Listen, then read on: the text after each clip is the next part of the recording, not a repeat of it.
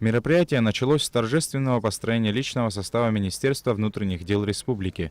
Затем сотрудники милиции возложили цветы к памятнику погибшим в Отечественной войне народа Абхазии и при исполнении служебных обязанностей. В сложный для нашей Родины период на защиту Отечества встали 408 сотрудников милиции. Из их числа 41 человек погиб на поле боя, а 80 при исполнении своих должностных обязанностей уже после войны. 28 человек удостоены высокого звания Героя Абхазии. 62 ветерана являются кавалерами ордена Леона, и 83 сотрудника награждены медалями за отвагу. Министр внутренних дел Гари Аршба поблагодарил всех ветеранов за проявленную стойкость и выдержку и отметил, что их жизненный и служебный опыт является примером для подрастающего поколения.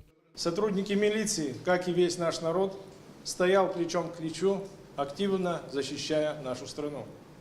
Мы равняемся на наших старших, кто был крепок духом, ветераны органов внутренних дел, которые по сегодняшний день служат в нашей системе Министерства внутренних дел.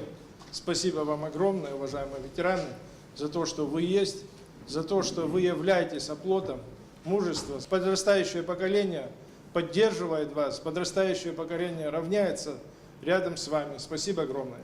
Затем Гари Аршба лично вручил медали за победу каждому из присутствующих ветеранов. Председатель Ассоциации ветеранов Министерства внутренних дел, участников Отечественной войны народа Абхазии Аслан Гебия в выступлении отметил, что сотрудники милиции прошли через многие испытания и внесли большой вклад в становление республики. Эти награды каждый из вас, присутствующий здесь, заслужили 25-летие победы над врагом. Это дорогого стоило для всех нас.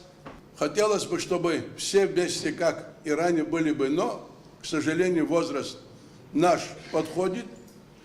Молодые идут, служат, и очень бы хотелось, чтобы молодые были примером для всех.